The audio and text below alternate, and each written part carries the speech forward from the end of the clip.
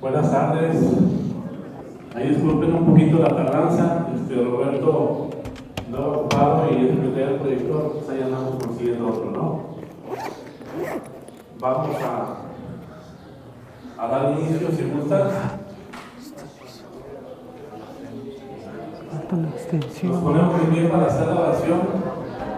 La oración del ¿Extensiones hay allí mismo? No me fijé. Sí. Yo me fijo. ¿Traes tú? No. Déjame ver. No, yo me fijo ahí, sí me encuentro. Te ¿Tú? presto para que lo subas. Bueno. En lo que llega. Ahorita tengo que ver Roberto de la madera. Porque me va a dar teología del cuerpo. Pero dura dos semestres.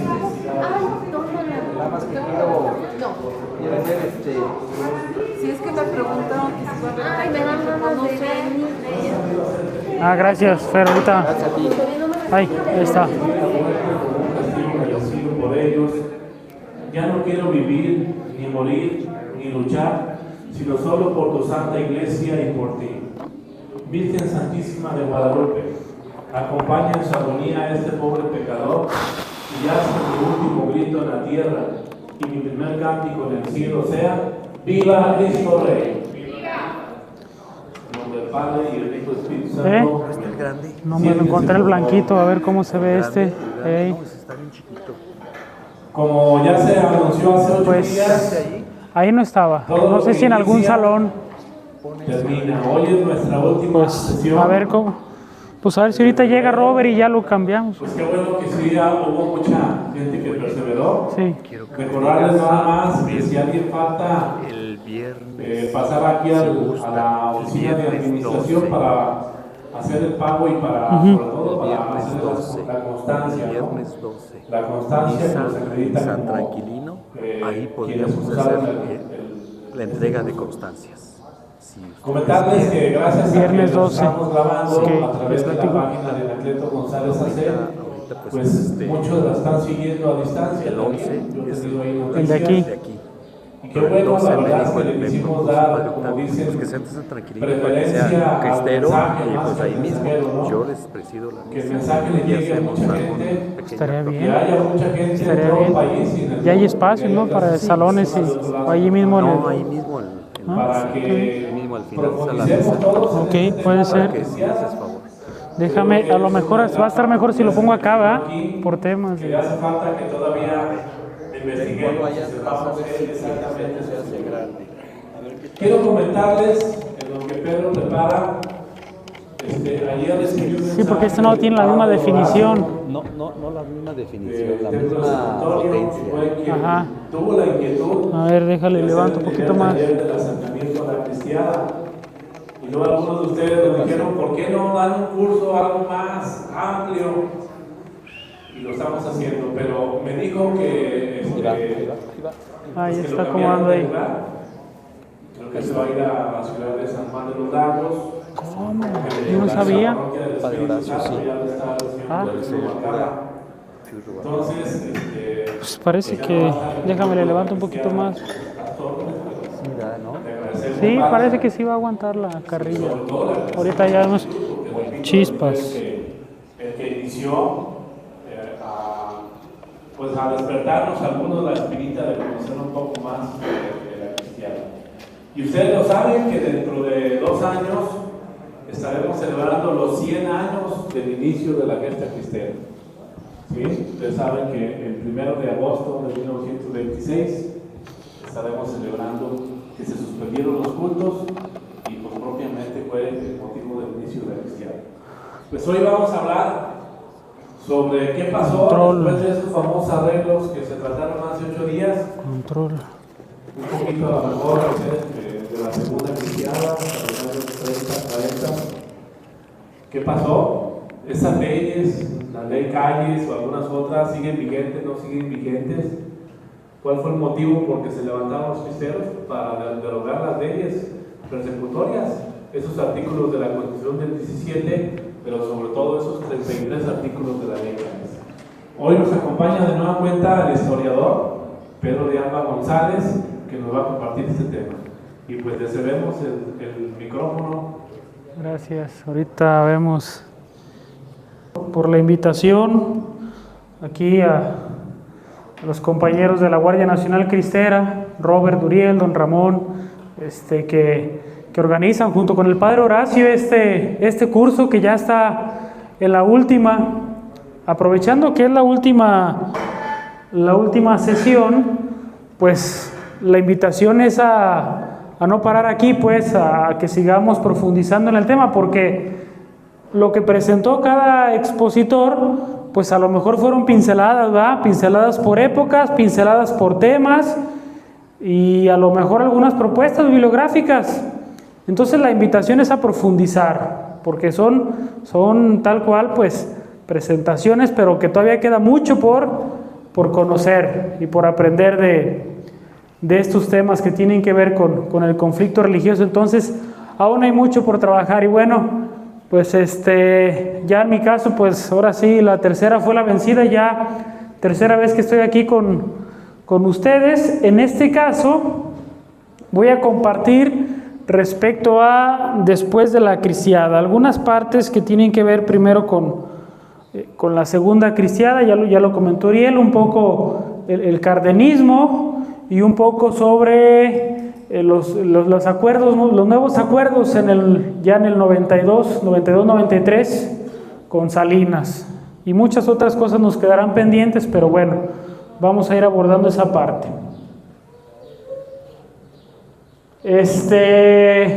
Voy a partir de lo que vieron la semana pasada que presentó don Ramón sobre los arreglos, los famosos arreglos. La pregunta ahí es, ¿qué arreglaron los arreglos? Pues técnicamente no arreglaron nada. Bueno, arreglaron el problema pastoral. Arreglaron el problema pastoral, que era lo que urgía, ¿verdad? Después de 3 años sin sacramentos de manera pública, arreglaron el problema pastoral, que era una urgencia total, y esa parte se entiende muy bien. Lo que no se entiende es que lo demás no se resolvió, las garantías para los cristeros, no se le cambió nada a la ley. Entonces, lo único que se atendió directamente era la urgencia pastoral, es lo único que arreglaron los arreglos. Y bueno, para el 29 salieron a dar unas declaraciones. 22 de junio del 29 dice en el informador, oficialmente se anunció ayer el arreglo del conflicto religioso. Hicieron amplias declaraciones el señor presidente de la República, Portes Gil, y el arzobispo don Ruiz y Flores. Y allí en el subtítulo de la nota periodística, que es en la primera página, dice: artículos de la ley que han sido mal comprendidos, ahora aclarados, ahora son aclarados. O sea, como dando a entender que todo el conflicto fue porque no estaban bien claras las cosas. O sea, 3 años y más tiempo de conflicto por eso, porque no había una aclaración. Bueno, y se reanuda el culto religioso, que les digo era lo más urgente. Se arregló el problema pastoral, que era lo más urgente a atender. No sé si lo comentaron durante algunas sesiones, en la parte previa, en el 26, el Papa Pío XI promulga la encíclica Inicis Afflictisque sobre el conflicto religioso en México.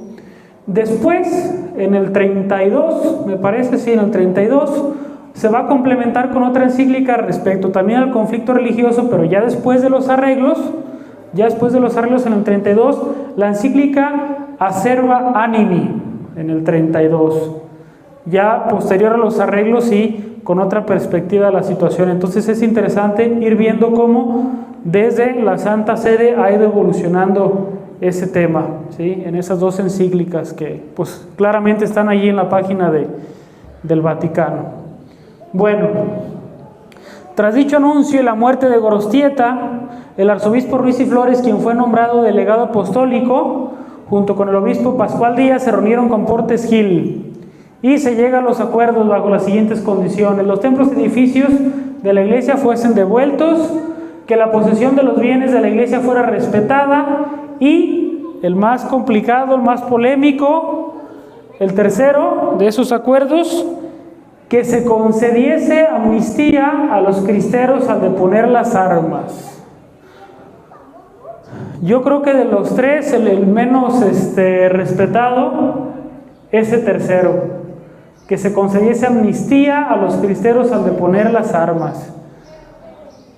A muchos, desde que salió eso en el acuerdo, se les empezaba a hacer raro que así tan facilito se arreglaran las cosas, o que se les perdonara a los cristeros todo, nada más entregando las armas. Como que no cuadraba pues desde ese momento, ¿sí? No cuadraba, y ya a muchos se les hacía raro que nada más entregaran las armas y que estaba todo arreglado, y que ya no iba a haber complicaciones posteriores, que ya no iba a haber represalias, que ya todo iba a quedar aclarado. Entonces desde ahí empezaba a haber ya duda sobre la situación de si verdaderamente se iba a respetar. Pero bueno, dice: lo que no había podido obtenerse por las armas se consiguió por la diplomacia. Se perdonaba a los rebeldes con única condición de deponer las armas en un máximo de 100 días. Entonces, ese famoso armisticio que se hizo en varios pueblos y ciudades del país hizo que entregaran las armas. De no más tardar 100 días, bueno, hubo un plazo previo de 40 días y luego se alargó a 100 días, en el que se entregaron las armas. Y entonces como que estaba raro que ahí terminara todo.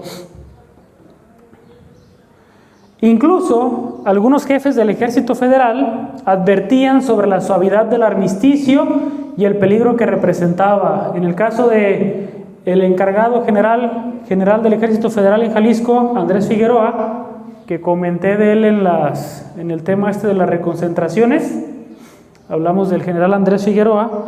El secretario de Guerra General era Joaquín Amaro, era aquí en Jalisco.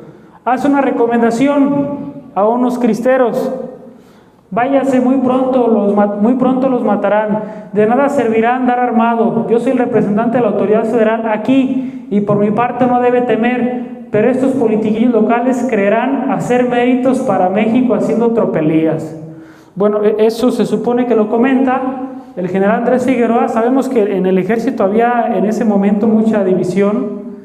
Había diferentes grupos ahí, mucho conflicto en el ejército. Había habido una rebelión que había estallado en el 28-29, la rebelión escobarista, del otro lado del país.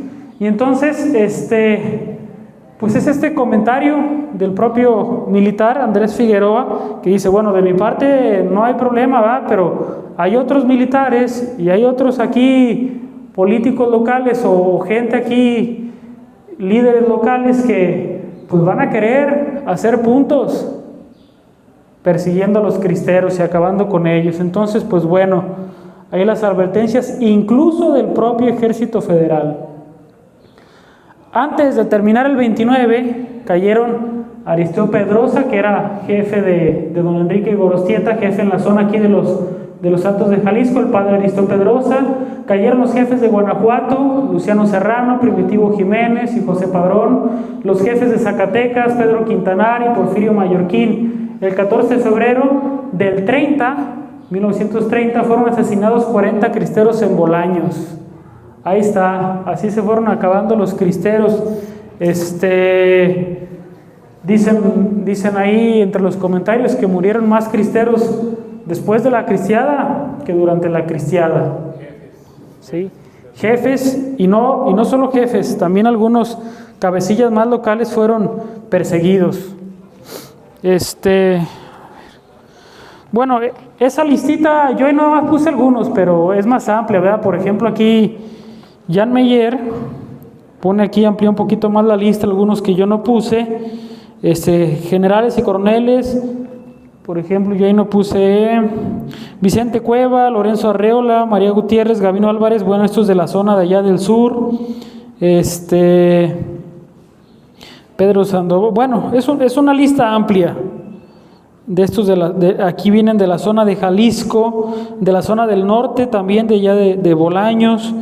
Entonces viene aquí una lista, esta es de La Cristiada, el tomo 1 de Jan Meyer. Ahí está una listita buena después del armisticio. Y el propio Jan Meyer dice que después de que acabaron con los jefes, generales, coroneles por zonas, también empezaron a ir por algunos cabecillas que principalmente se ocultaban o buscaban ocultarse en las ciudades de ese momento, sobre todo Guadalajara, Ciudad de México, o algunos pues migrar a Estados Unidos, no quedaba de otra. Pero entonces se hablaba y se sabía de una persecución como tal a los cristeros. El caso aquí,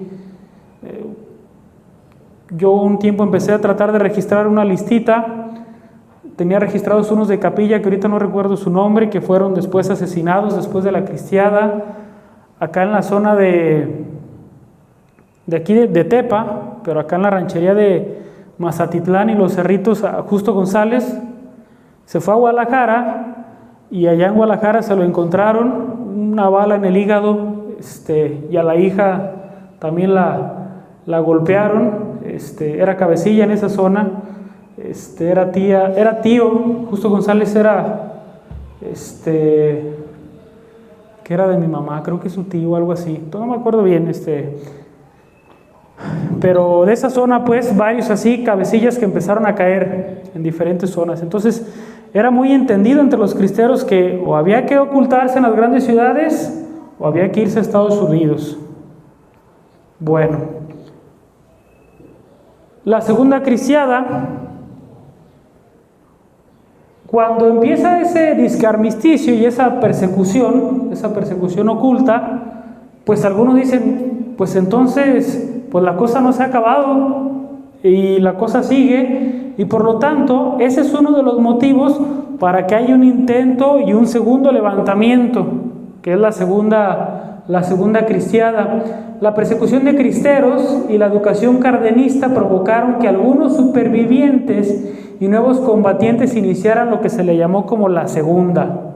A partir del 35 y en algunos intentos previos también en el 32, del 35 se extiende como hasta el 40, 41 todavía, ese intento de la segunda cristiada, pero una de las causas tiene que ver con eso que acabo de comentar, la persecución, ¿sí? El falso armisticio y la persecución para acabar con los cristeros. Pues eso hizo que otra vez hubiera levantamiento. Y bueno, la otra tiene que ver con la política pública, en el caso en materia de educación, la educación cadernista, que no voy a tener mucho ahorita porque lo voy a abordar un poquito más adelante, la propuesta de educación cardenista. En la fotografía, uno de los principales alzados en la segunda cristiada, el general Lauro Rocha. Por ahí circula, creo que lo comenté ya, ahí circula una carpeta de 1000 fotos cristeras y aparece y algunas otras. A ver si alguien no la tuviera o algo, luego nos organizamos para compartir. Bueno, el general Lauro Rocha y algunos otros cristeros que volvieron a tomar las armas para poder pues buscar otro tipo de arreglos en los cuales no se sintiera olvidado el pueblo, no se sintieran olvidados campesinos y todos aquellos que durante 3 años pues dejaron todo por defender su fe. Bueno, esta segunda cristiada ya no pudo tener el mismo auge que la cristiada como tal, que la primera, por así decirlo. En esta segunda ya era muy complicado. Primero, porque de parte de la iglesia institucionalmente hablando, pues, la iglesia institución, porque entendemos que todos somos la iglesia, pues, pero me refiero como jerárquicamente, pues, le preocupaba, pues, reconocer o dar un apoyo directo en este momento a los levantados. ¿Por qué? Porque se acaba de venir de unos acuerdos o se acaba de terminar un conflicto y no se quería que se volviera a solucionar la situación así. Entonces hay preocupación por este segundo levantamiento y entonces de cierta manera hay menos ánimo dentro de la iglesia misma. Dice, siguiendo la línea papal a través de la encíclica Acerba Animi, el episcopado condenó el recurso a la violencia y por lo tanto se opuso categóricamente a la nueva insurrección. Por eso les digo ya, por la situación misma que se había pasado, pues así como que muchos ánimos de volver a animar o motivar, un levantamiento era complicado. Ahí está la encíclica Acerba Animi de todavía Pío XI en ese momento. Bueno, sobre la nueva situación del conflicto religioso en México, Acerba Anime. No sé si en la página del Vaticano se pueda traducir al español, pero sé que allí están, el idioma latín, y no sé si antes ofrecía traducción al portugués, inglés, no me acuerdo qué otro, y no estaba al español, no sé si ya se puede, si no, pues bueno, ahí ya se las arregla uno en otros medios para traducirlo, ¿verdad? Pero cuando yo la leí, pues así estaba. Bueno, este segundo levantamiento, ya vimos que entonces no contaba con apoyo directo de la jerarquía, pero tampoco contaba con el apoyo de grupos de laicos en la ciudad, como el caso del ACJM, la Liga, las brigadas. Aún así, un aproximado de 7.500 insurrectos buscaron ayuda incluso fuera del país. Muchas fuerzas estaban contra ellos. Aún así, fíjense el número, 7.500 insurrectos, que es una cantidad importante. Lo que pasaba mucho en las ciudades como Guadalajara, Ciudad de México, que se había desarticulado al ACJM y a ciertos grupos en los cuales pues esa formación que se había tenido se trató de regular un poco y aspirar a una formación un poquito más piadosa en los 30s y 40s. El propio miedo a la persecución otra vez, el propio miedo que estaba generando la muerte de cristeros hizo que poco a poco grupos se fueran encaminando a una actividad más piadosa, ¿sí? Más cuidadosa con las acciones sociales. Y entonces aquella propuesta que tenía que ver con la doctrina social de la Iglesia, poco a poco en los 30s se fue apagando por esta situación contextual. Y lo que pasaba era que si un grupo continuaba así, lo terminaban con él o se cambiaba a esta propuesta de vida más piadosa por la situación complicada. Entonces ya era más difícil que estos grupos apoyaran este segundo intento o este segundo levantamiento. Bueno, entonces ahí está el intento de la segunda cristiada, la década de los 30, el cual pues como vemos, a pesar de la situación, pues tenía un buen número de insurrectos. Y bueno, las zonas, por cierto, no las puse, pero la zona de levantamiento es similar, tiene que ver con el occidente del país, tiene que ver con el centro también del país, y poco a poco fueron prendiendo los levantamientos. Hay otro dato importante a principios de los 30s, que también motivó de cierta manera la insurrección, a esta segunda insurrección.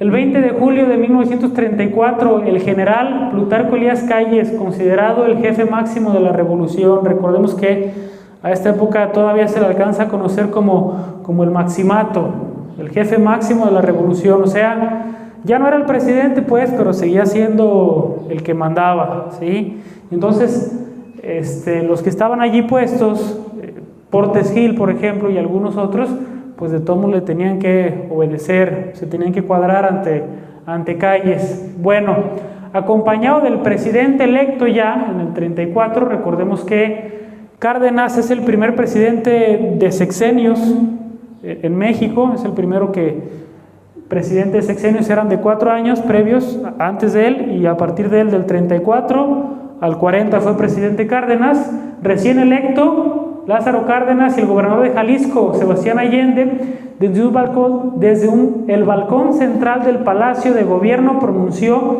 un discurso conocido como el Grito de Guadalajara, en el cual expresó, y bueno, el discurso o parte de ese discurso lo puse aparte, porque mucho texto, pero tampoco quería quitarlo, quería que apareciera lo más posible.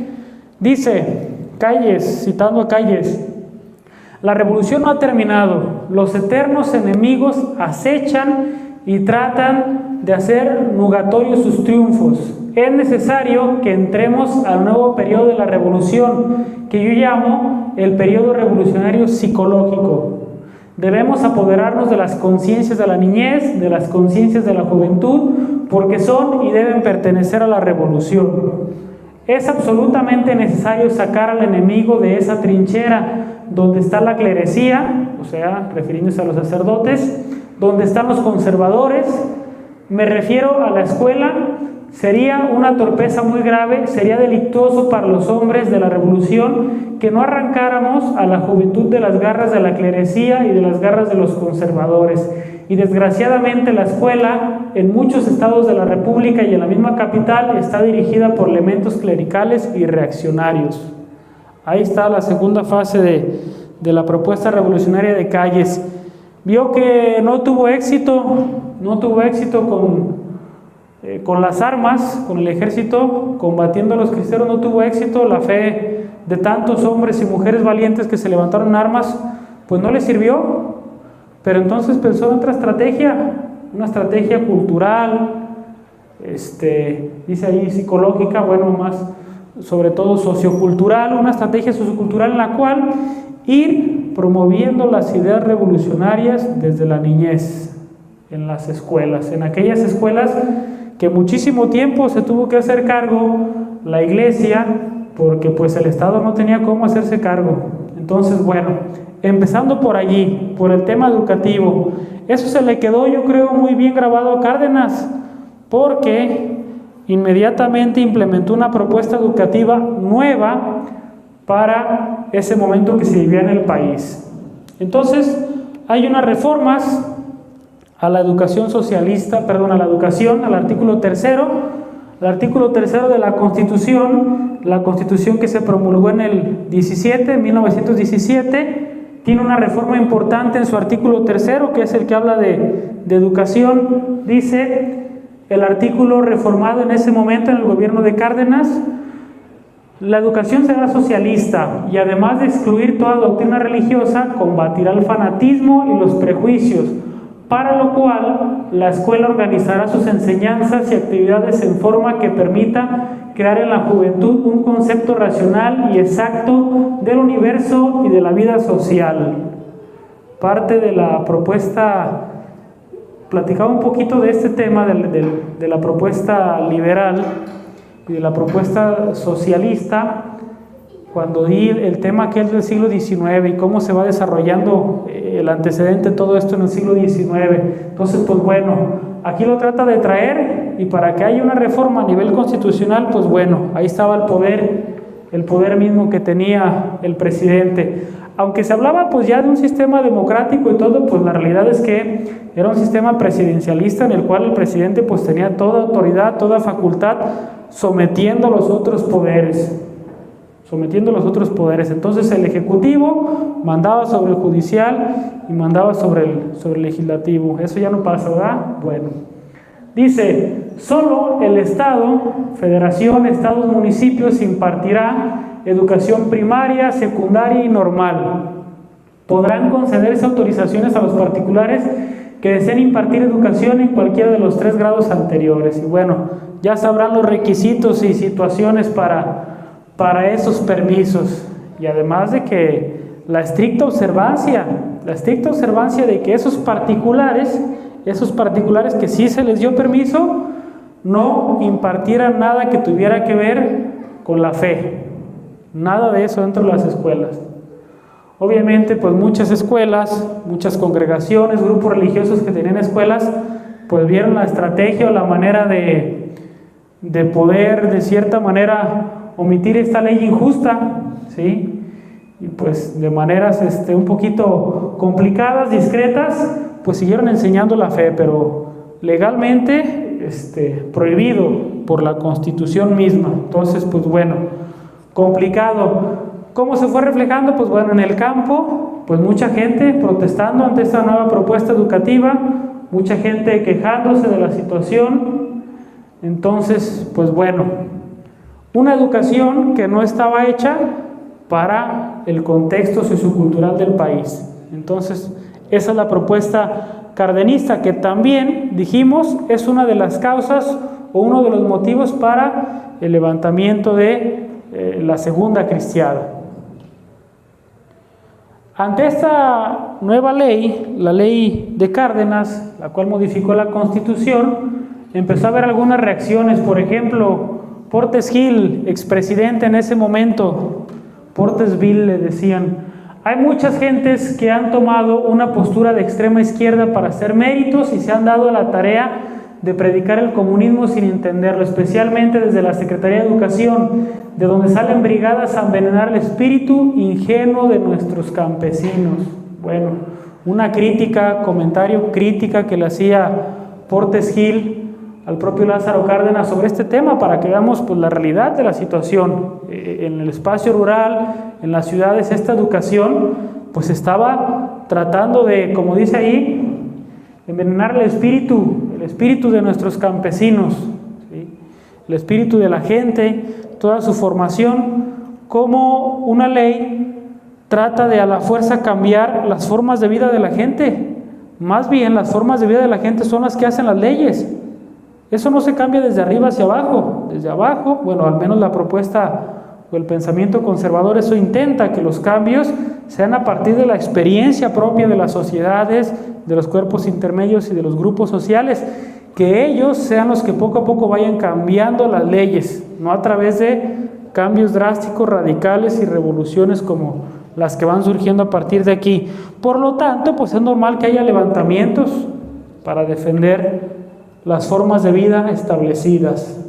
Bueno, por ejemplo, dice aquí, libro de 5º año de la serie CEP para escuelas urbanas, con lecturas sobre lucha de clases y violencia.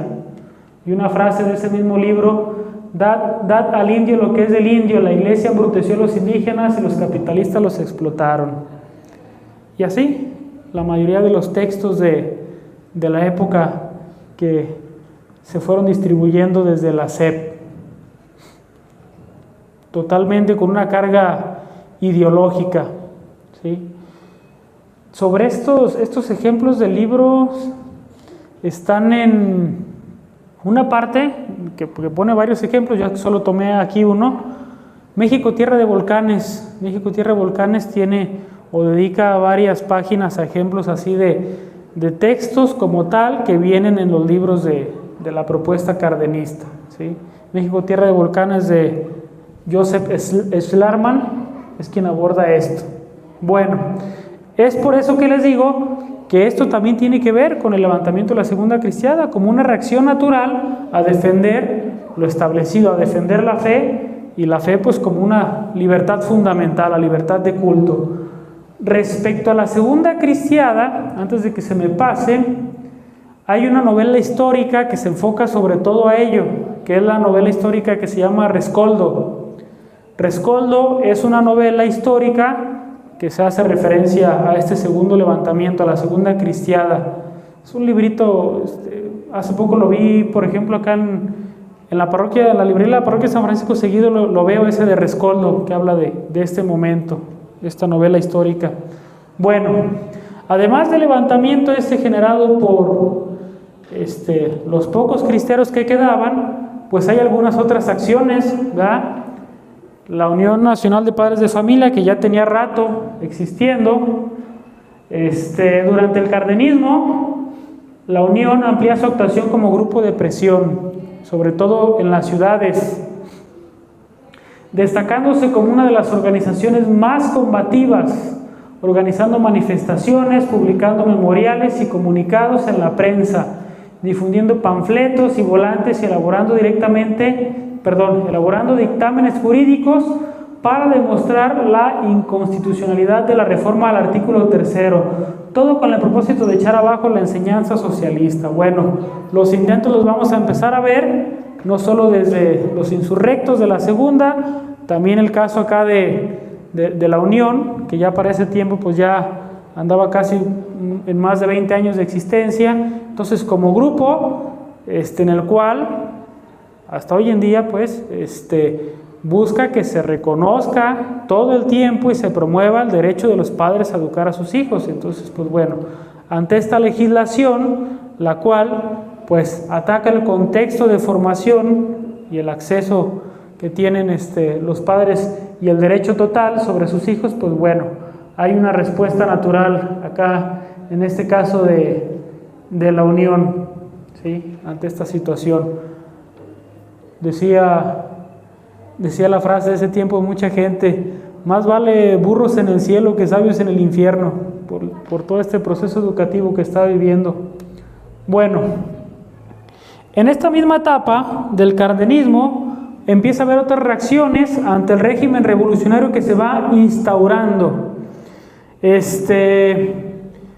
La revolución, como vimos en el discurso de Calles, pues empieza a institucionalizarse en un partido, empieza a institucionalizarse en los sindicatos también, los cuales empiezan a organizarse y empiezan a repartirse el poder. Los revolucionarios, los grupos revolucionarios empiezan a repartirse y a dividirse: ahora te toca, ahora me toca a mí, y entonces empiezan a organizar sus elecciones, a poner el candidato, empiezan a ser apoyados por los sindicatos, y pues así empieza a organizarse como tal. Lo que le llaman después como una dictadura perfecta, en la cual siempre el partido revolucionario, los grupos revolucionarios y la familia revolucionaria se iba repartiendo y se iba organizando, y entonces pues siempre iba teniendo un éxito a partir de pues lo que llamaban democracia en ese momento, y en la cual pues bueno, a partir del apoyo que iban generando a través de sindicatos y diferentes grupos, pues se empieza a ver una situación de dominio total. Y bueno, además de las reacciones que ya vimos de la segunda cristiada y de estas protestas de la Unión Nacional de Padres de Familia, como reacción pues también surge Partido Acción Nacional con Gómez Morín, acá está de este lado, también como una alternativa a la propuesta revolucionaria ya institucionalizada en los 30s y 40s. Bueno, la misma Guardia Nacional Cristera que empezó a reorganizarse y reestructurarse y empezó a publicar este famoso medio de comunicación, el David, el cual pues durante mucho tiempo también de manera cultural y de difusión pues también dio una batalla en el campo de las ideas. Y otro levantamiento social, otra propuesta, la Unión Nacional Sinarquista. En el centro occidente del país empieza a surgir este movimiento con don Salvador Abascal. Y bueno, estas reacciones ante la situación pues poco a poco fueron haciendo fuerza, ¿sí? Esta iniciativa de Cárdenas, esta reforma constitucional del artículo 3 únicamente duró durante su sexenio. Ya con la llegada de Ávila Camacho al poder, que por cierto Ávila Camacho, último presidente militar o de formación militar que ha tenido el país, se echó para atrás en una estrategia un poco más conciliadora ante tantas reacciones y ante levantamientos de la gente. Pues hay una respuesta más conciliadora del avilacamachismo, y entonces pues bueno, se echa para atrás, ¿sí? Pero estas expresiones y estos movimientos poco a poco van a empezar a ser un legado en la vida, no solo política del país, en la vida social del país y en la vida cultural, como una forma pues más que de reacción, de propuesta también, de defensa, pues de los valores y la tradición que desde muchos años las familias y regiones del país habían vivido, y que la Constitución del 17 y que después esta reforma pues trataban de quitar a base de las ideas revolucionarias que tratan de establecer. Entonces pues bueno, estas reacciones empiezan a surgir y empiezan a ser importantes para poder entender un poco de cómo se va a ir haciendo esa lucha. Obviamente era una lucha desigual, esta lucha sociopolítica y cultural ante un régimen ya establecido, un régimen que no perdía el poder y no lo perdió durante mucho tiempo.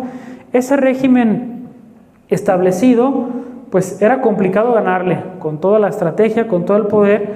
Pues bueno, estos pequeños grupos van haciendo su esfuerzo y van defendiendo lo suyo, van defendiendo los valores ante el avance de la revolución, especialmente en este momento, pues como dijimos, en el área de la educación, que era donde pues esta propuesta avanzaba.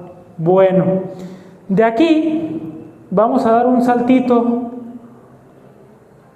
al 92 dice, se establece una nueva relación Iglesia-Estado en la Constitución. Fíjense, hasta el 92, desde, pues técnicamente todo el siglo XX,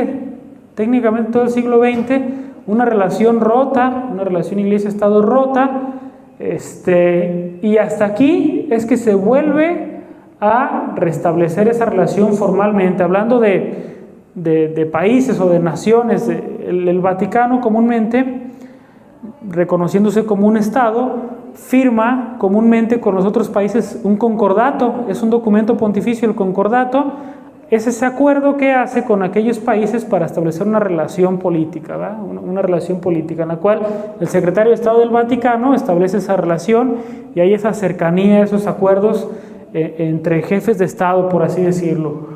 Bueno, es hasta el 92, después de tanto tiempo y de mucho silencio, de persecución, de silencio, de ataques a la educación, es hasta esta etapa que se puede hacer un acuerdo. Por eso mismo también los trabajos e investigaciones que tienen que ver con la cristiada, sobre todo los trabajos académicos de la cristiada durante mucho tiempo fueron silenciados también, ¿sí? En el área académica universitaria, las primeras décadas no se habló para nada de la cristiada, ¿sí? A lo mejor entre la gente sí, la comunidad sí, pero algo así académico, los trabajos que se hacían era complicado. Había novelas de la cristiada, tradición oral, se iba transmitiendo lo que sucedió, pero es hasta los trabajos que en los 60s empiezan a hacerse en la UNAM. Una investigadora, Alicia Olivera, es la primera que publica aspectos del conflicto religioso en los 60s. Luego en los 70s llega Jean Meyer de Francia y hace esta tesis amplia que queda puesta en 3 tomos, y es cuando empiezan a verse los estudios académicos respecto al tema, y poco a poco empieza a salir, pero era un tema censurado, era un tema del que no fácil se podía hablar en cualquier lugar, ¿sí? Entonces, en la situación complicada, poco a poco se fue avanzando, se fue dando la batalla cultural, y es hasta el 92 que se logra hacer un cambio en la ley, después de que poco a poco fuera saliendo todo aquello que se vivió y todas aquellas injusticias cometidas por parte del gobierno. Bueno, en el 92 se reforman los artículos del 130, que tiene que ver directamente con la relación Iglesia-Estado, es el 130. También se reforma el 27, el 24, el 5 y bueno, el tercero que ya vimos respecto a educación. Se reforman estos artículos de la Constitución Política de los Estados Unidos Mexicanos para crear una nueva relación entre el Estado y las iglesias, más acorde con la realidad y los requerimientos modernos. Recordemos también que desde la Ley Juárez se había desamortizado los bienes de la iglesia y se había dejado de reconocer su personalidad jurídica.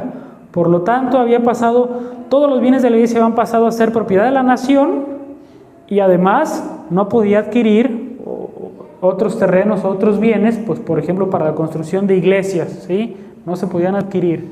Bueno, la reforma al artículo 130 reconoce que la mayoría de los mexicanos son creyentes y que es necesario establecer transparencia y reglas claras, especialmente en lo que se refiere al culto externo, es decir, a la manifestación exterior de la fe de clérigos y practicantes. Fíjense, hasta acá se reforma eso que tiene que ver con la prohibición del culto público, aunque a lo mejor ya décadas posteriores a la cristiada poco a poco se fue relajando la ley. Oficialmente no estaba modificado, oficialmente seguía prohibido las expresiones de fe o las expresiones de culto en los espacios públicos, todavía estaba prohibido hasta los 90s. Entonces, aquellas acciones, pues en la ley al menos ya estaban prohibidas, ¿sí? Y en muchos lugares, o en algunos estados sobre todo, la aplicación de la ley sí era estricta. A lo mejor aquí, por la gran defensa que se hizo en Jalisco, incluso desde antes de la cristiada, desde la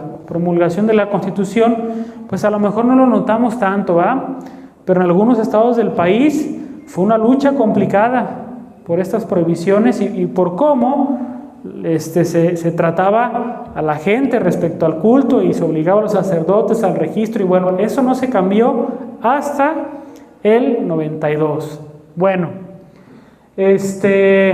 trata de lograr una mejor convivencia Estado-Iglesias en la pluralidad y en la tolerancia. Es así como se reconoce la personalidad jurídica, no de las iglesias, sino de una nueva figura jurídica que es o se empieza a registrar como asociación religiosa, ¿sí? Las AR. Bueno, sujeta al registro de la Secretaría de Gobernación previo cumplimiento de los requisitos señalados en la ley. Además, se otorgan derechos políticos y civiles más amplios a los ministros de los diversos cultos. Por ejemplo, derecho al voto, pero no a ser votado. Y solo los representantes de las asociaciones religiosas deben ser mexicanos, ya no todos los ministros. No pueden ocupar puestos de elección popular o cargos públicos si no se separan de su ministerio. Y desde luego no pueden asociarse con fines políticos, hacer proselitismo, propaganda contra partido, candidato, ni oponerse a las leyes, instituciones y símbolos nacionales. Bueno, este nuevo acuerdo y parte de lo que implica ese nuevo acuerdo constitucional en el cual, como les digo, se restablecen las relaciones entre el Estado mexicano y Roma, el Vaticano. No crean que pues tampoco era que así como el presidente en turno le interesara mucho, ¿verdad?, el asunto, pero en los 80s hay una situación complicada en el país, una crisis importante en el país, una crisis económica, una gran devaluación, y entonces México en los 80s acude al Fondo Monetario Internacional. El Fondo Monetario Internacional, que es una institución que desde hace un buen tiempo presta dinero a los países quebrados, pues lo hace con ciertas condiciones. Al final de cuentas, el dinero del Fondo Monetario Internacional no aparece allí de la nada, alguien lo tiene que poner. Y bueno, pues quien pone el dinero, pues le dice, está bien, te prestamos el dinero, nada más que necesito que te actualices en esto, en esto, en esto y en esto, que modernices tus ideas, que modernices tus leyes, tus propuestas económicas y políticas. En este caso, la propuesta que influye más en los cambios que empiezan a haber con De la Madrid y con Carlos Salinas, pues es la propuesta del liberalismo económico, o lo que van a llamar ya en ese momento el neoliberalismo. Y parte de ello pues hablaba de estados modernos para ese momento, en los cuales pues implicaba una serie de reformas, no solo el restablecimiento de la relación iglesia-estado, lo vamos a ver en otras áreas, en el área económica, en la venta de paraestatales, lo vamos a ver en el tema de la educación, también en la educación para el acercamiento a las tecnologías que se estaban llegando en ese momento, lo vamos a ver en varias áreas, en la política también, con la desaparición de muchos partidos, ¿sí? Entonces, pues bueno, hay unas reformas con una intención de modernización del país, y ahí entra en esa propuesta o en esos paquetes este nuevo restablecimiento de las relaciones entre el Estado mexicano y la Iglesia Católica, representada como tal en Roma. Entonces, pues bueno, es hasta esta época o hasta esta etapa que las condiciones, por así decirlo, mejoran. Pero no olvidemos el grito de Guadalajara y la propuesta de Calles, ¿sí? La batalla o la intención ahora ya no es con las armas, es con la cultura, y esa cultura se va a ir promoviendo a través de las escuelas, y eso es algo que comúnmente sigue pasando. Esa propuesta revolucionaria sigue estando allí, sigue estando latente, ¿sí? Y poco a poco va haciendo espacio en diferentes lugares, no solo en el espacio educativo. Entonces, pues bueno, eso sigue avanzando. La propuesta o programa revolucionario, aunque haya sucedido esto, sigue avanzando y sigue teniendo influencia en diferentes espacios. Pues bueno, yo ahí termino este breve cierre que tiene que ver con la segunda, que tiene que ver con la educación socialista, que tiene que ver con el restablecimiento de las relaciones. Ya dejaremos aquí si hubiera algún comentario o algo que agregar, pues bueno, de mi parte pues es todo.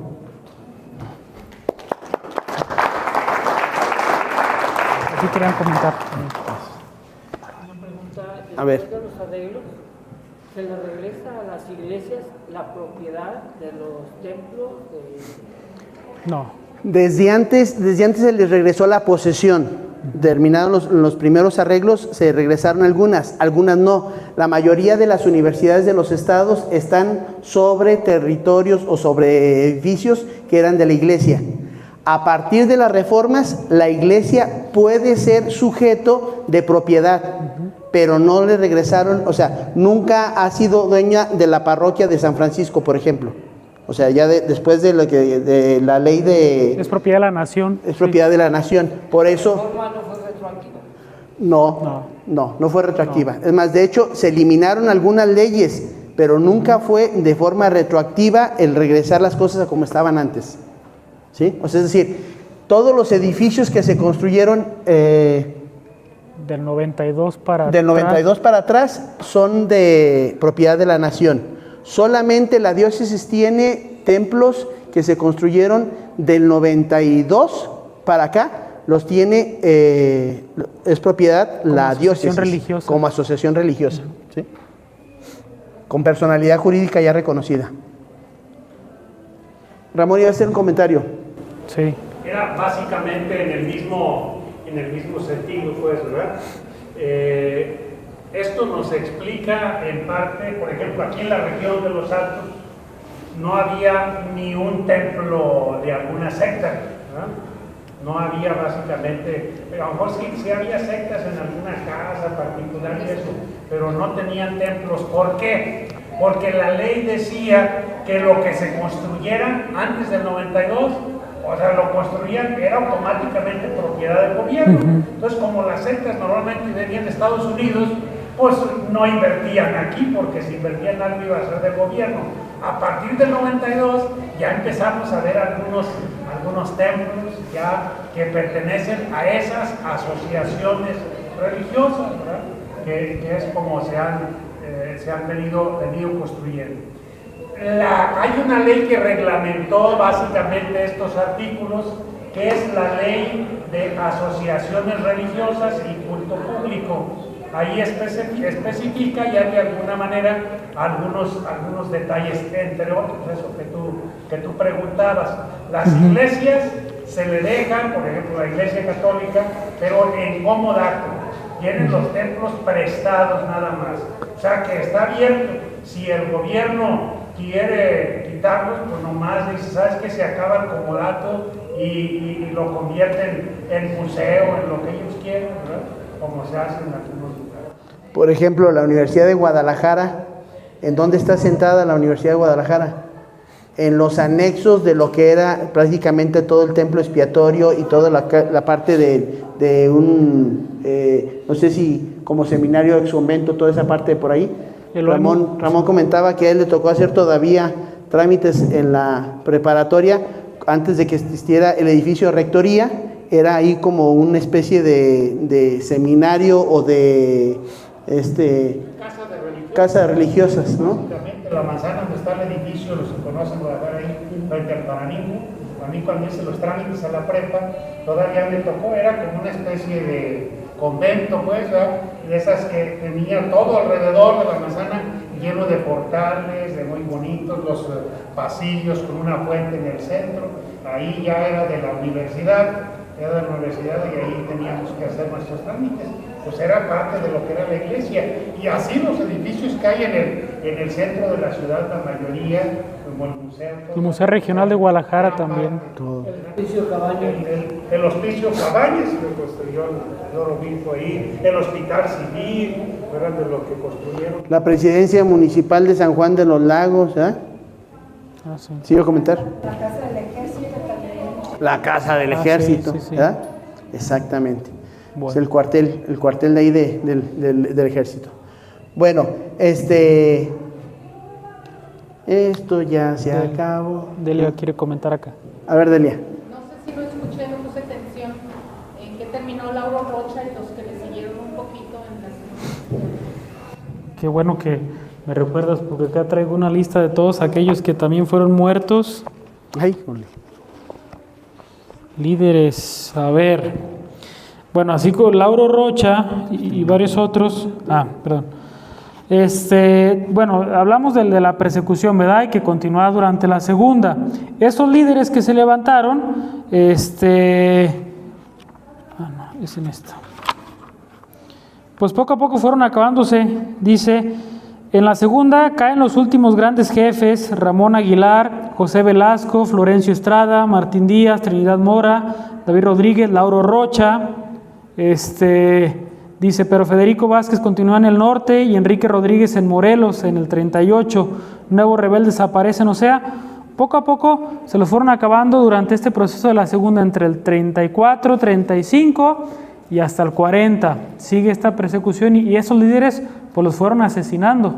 Una primera etapa en el armisticio, antes de este segundo levantamiento, digamos entre el 29 y el 34, y una segunda serie de asesinatos de líderes ya en este segundo levantamiento, en la segunda, entre el 34 al 40, 41 más o menos, que es este lapso, en el cual pues, la intención era esa, acabar con los líderes y generales, sí, esa parte.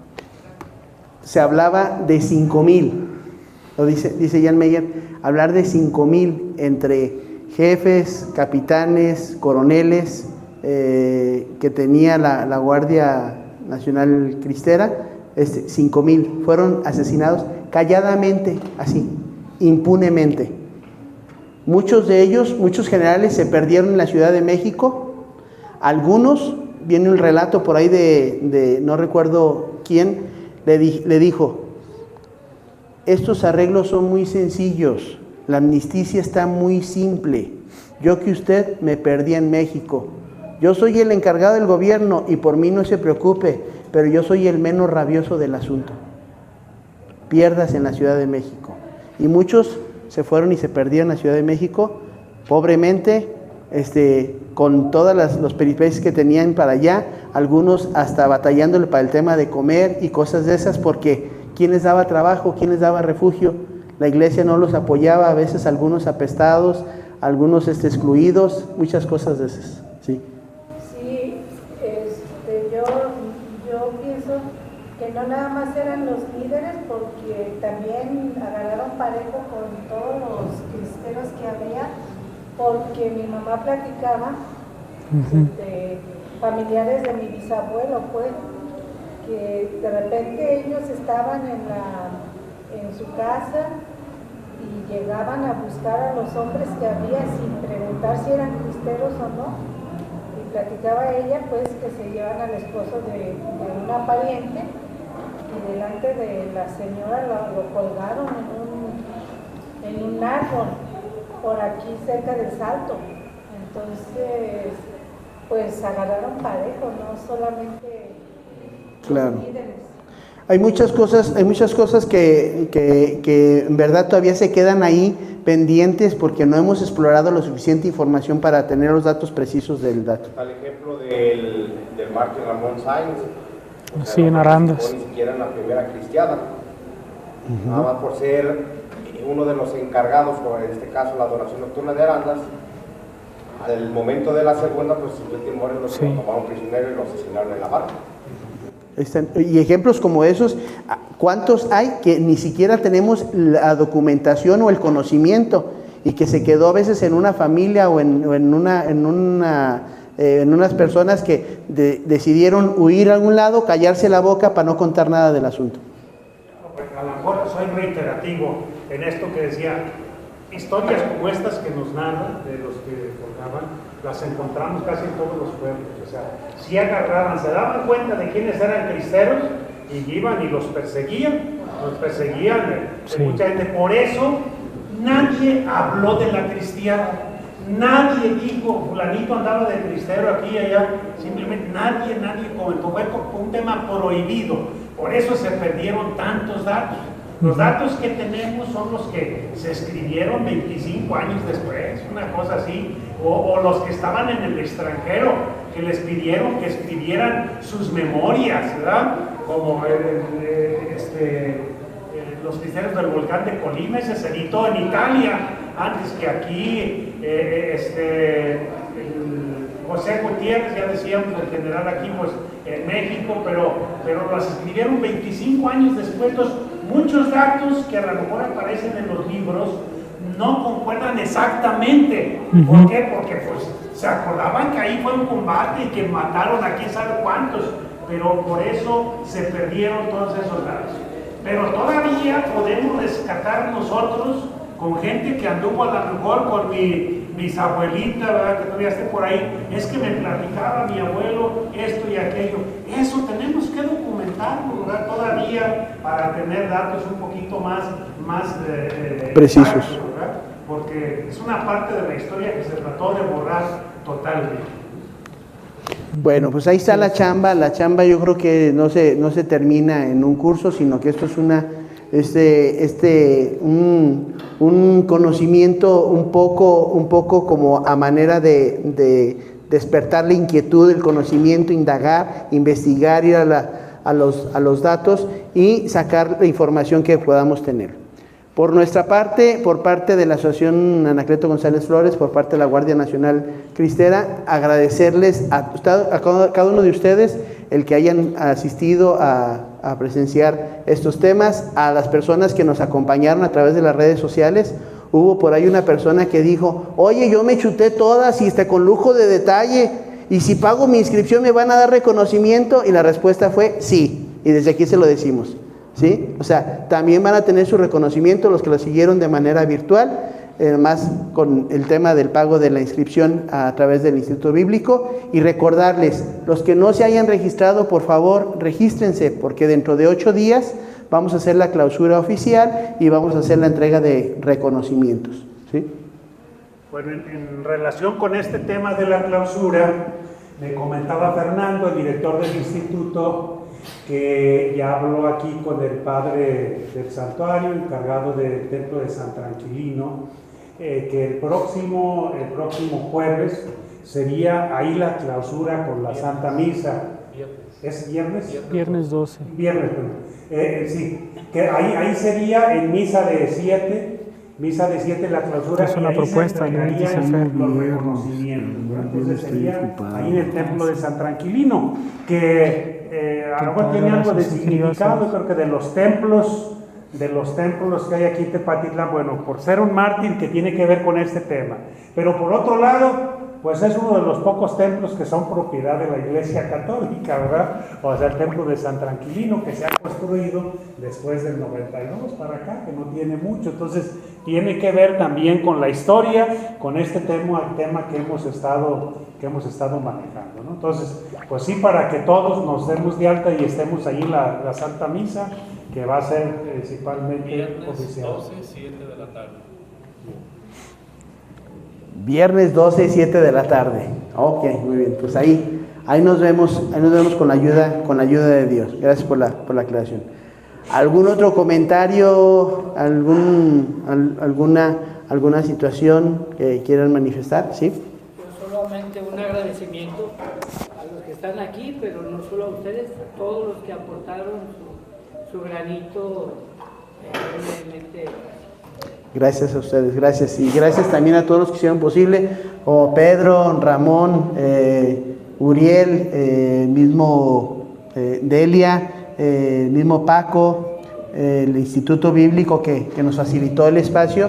La verdad es que creíamos oportuno empezar a mover un poquito las aguas, porque 100 años se dicen bien fácil, pero en la memoria histórica no se puede dejar pasar un acontecimiento como este sin tocar el tema, que gracias a ese acontecimiento hoy podemos gozar de nuestras libertades religiosas, ¿verdad? Entonces 100 años vienen en unos días más. Hay que empezar a seguir moviendo las aguas para que este tema no sea un tema de unos pocos, sino sea el tema. ¿Sí? ¿Continuará? Sí, claro que continuará. A lo mejor ahorita no, en este espacio inmediatamente no, pero los vamos a mantener informados. Ya nos pidieron el curso en la diócesis de Aguascalientes y hay otras más que quieren que se imparta allá. Vamos a buscar la manera de también llevarlo por medio de la Guardia Nacional, también en Puebla o en algunas otras partes habían comentado. Delia. Pues qué bueno que dice que si continuará. Yo creo que es importante que los que ya estamos aquí festejos dentro de cuando se cumplan los 100 años, para ir preparando el evento, la agenda, todo lo que va a haber para ese tiempo, ya que hemos estado interesados en los temas, pues seamos protagonistas de ese evento y que nosotros también, a lo mejor dentro de lo que cabe, nos comprometamos a estar presentes en esa preparación de los festejos, para que no se pierda el contacto con las personas y tener, aunque sea una vez cada 3 meses, una reunión donde podamos ir avanzando en el festejo.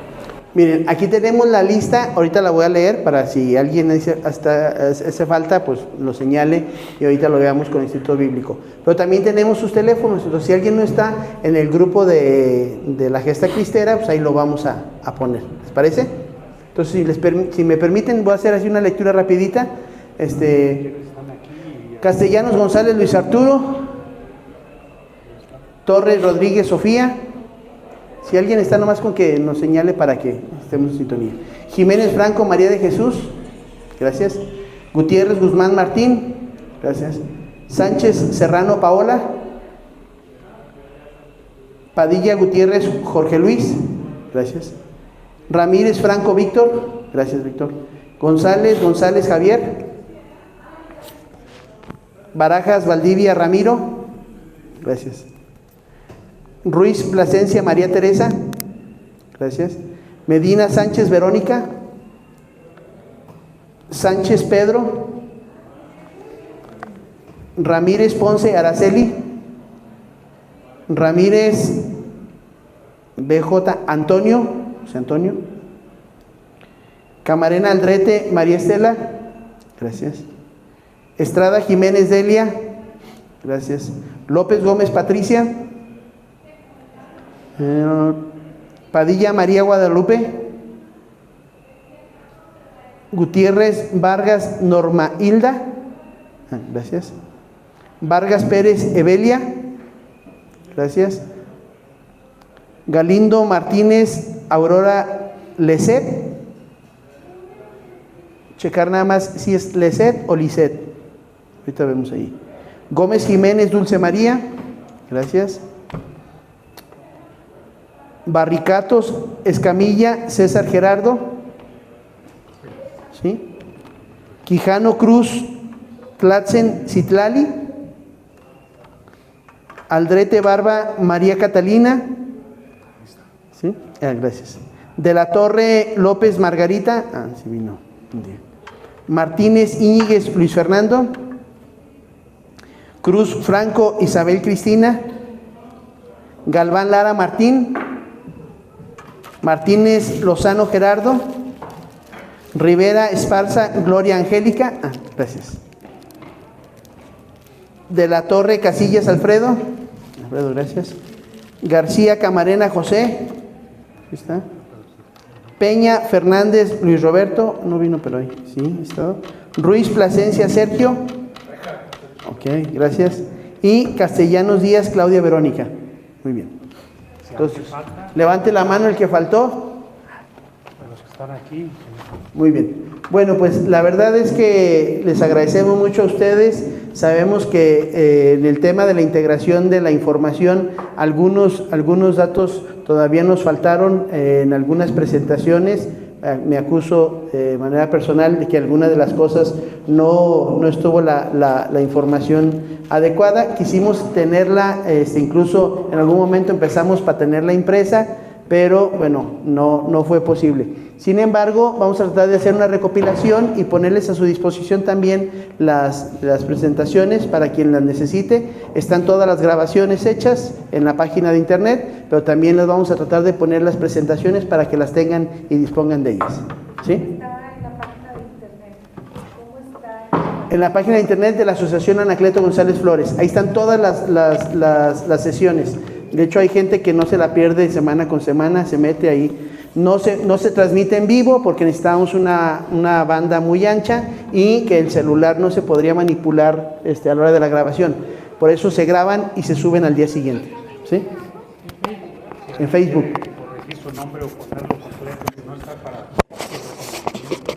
Ahorita checan el nombre para que sepamos que está bien su nombre, sin ningún problema, porque así va a salir tal cual están ahí los reconocimientos. A nombre, insisto, del Instituto Bíblico, a nombre de la Asociación Anacleto González Flores, a nombre de la Guardia Nacional Cristera, les damos las gracias a cada uno de ustedes por haber estado en este curso diplomado. Muchas gracias y que Dios los bendiga.